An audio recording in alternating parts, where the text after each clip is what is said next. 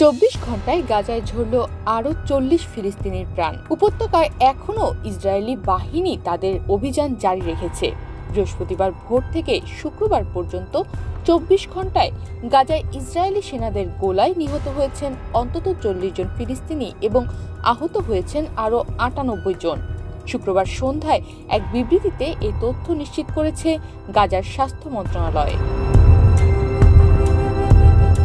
Eden বে কক্সবাজার সমুদ্র সৈকতের উপর নিজেদের একটি ঠিকানা। মাত্র 5 লাখ টাকায় আপনিও হয়ে যেতে পারেন এই হোটেলের মালিক। ইডেন বে, আ কনসার্ন অফ ভাইয়া হোটেলস। বিবৃতিতে আরও বলা হয়েছে, এই হামলার পর গত 14 মাসে গাজায় মোট নিহতের সংখ্যা পৌঁছেছে 44,875 জনে। এছাড়া আহত হয়েছেন আরও 1,06,454 জন। তবে নিহত ও আহতের প্রকৃত সংখ্যা আরও অনেক বেশি। গাজা উপত্যকা জুড়ে ধ্বংস হওয়া বাড়ির ধ্বংসস্তূপের নিচে এখনও 10,000-এরও বেশি লোক নিখোঁজ রয়েছেন।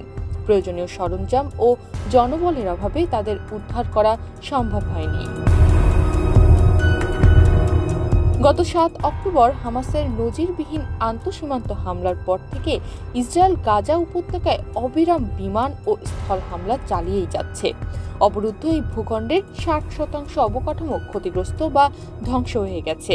ইসরায়েলি এই হামলায় হাসপাতাল, স্কুল, শরণার্থী শিবির, মসজিদ, গির্জা সহ হাজার হাজার ভবন ধ্বংস হয়ে গেছে। 2023-এ হামাস যোদ্ধারা গাজায় এলোপাথারি গুলি চালিয়ে 1,200 জনকে হত্যার পাশাপাশি 242 জনকে জিম্মি হিসেবে ধরে নিয়ে যায়। জিম্মিদের মুক্ত করতে ওই দিন থেকেই গাজায় অভিযান শুরু করে ইসরায়েলি বাহিনী, যা এখনো চলছে।